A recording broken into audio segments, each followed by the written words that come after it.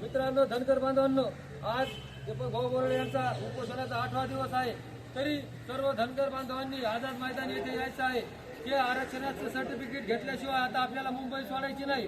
आणि त्याचबरोबर धनगर बांधवांनी कोणी मान पान पाहू नका. ही लढाई आपल्या स्वार्थासाठी आहे, धनगर समाजासाठी आहे, धनगर समाजाच्या लेकराबाळाच्या कल्याणासाठी आहे. मला मान दिला नाही, मला म्हटले नाही, मला फोन केला नाही, हे कोणाचं लग्न नाही, काही नाही. हे आपल्या जातीसाठी, आपल्या लेकराबाळाच्या कल्याणासाठी, आपल्या सर्टिफिकेट घेण्यासाठी दीपक भाऊ बोराडे 8 दिवस झालं अन्न पाणी त्याग करून बसलेले आहेत. ना एकल्या दीपक भाऊला आरक्षण भेटणार आहे, ना इथं आलेल्या आझाद मैदानातील मुलांना किंवा माणसांना भेटणार आहे. सर्व महाराष्ट्रातील 3 कोटी धनगर बांधवांना हे आरक्षणाचा फायदा होणार आहे.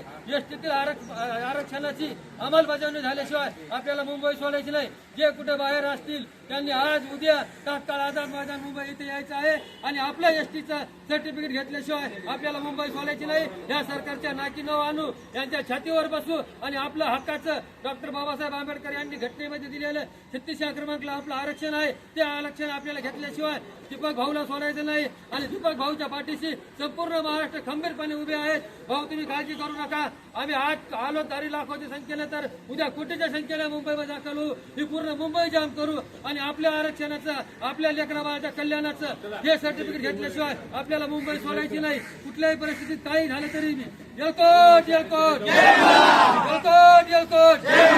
दीपक भाऊ तुम आगे बढ़ो, हम तुम्हारे साथ हैं। दीपक भाऊ तुम आगे बढ़ो, हम तुम्हारे साथ हैं। दीपक भाऊ तुम आगे बढ़ो, हम तुम्हारे